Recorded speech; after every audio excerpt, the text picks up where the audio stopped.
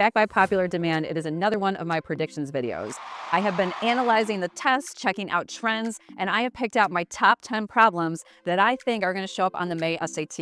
All right, guys, the first problem we're going to look at is a reading question, because my first prediction is that you are going to have some reading passages on your test where you only need to read the last sentence to get the question right. And typically this is going to fall in the number 4 to number 10 range. Those are the main idea questions, the main purpose questions, the overall structure of text questions. So I've actually chosen a question that would be found on Module 2, so the harder English passage. And it is one of those questions that falls in the first half of the passages, so you can see how to use this last sentence strategy. So as you can see, the question is about the main purpose of the text. So this is perfect to use the last sentence strategy.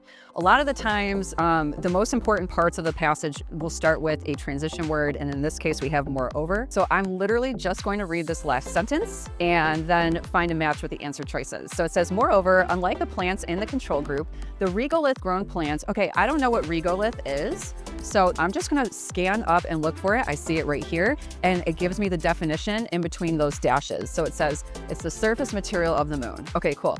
So moreover, unlike the plants in the control group, the regolith grown plants exhibited red pigmentation, reduced leaf size, and inhibited growth rates, indicators of stress that were corroborated by post-harvest molecular analysis. Okay, let me find an answer that matches that. It says, it describes an experiment that addressed an unresolved question. Okay, I did not hear anything in that last sentence about a question being unresolved, so that's out. B says, it compares two distinct methods of assessing indicators of stress. They were not comparing two distinct methods in that last sentence, so that one's out. C says, it presents evidence in support of the hypothesis that seed germination in lunar habitats is an unattainable goal. Well, they didn't say anything about it being unattainable. It happened. They grew the stuff in the regolith, and it just impeded its growth from thriving. They had issues with their growth. D says it discusses the findings of a study that evaluated the effects of exposing a plant species to lunar soil conditions.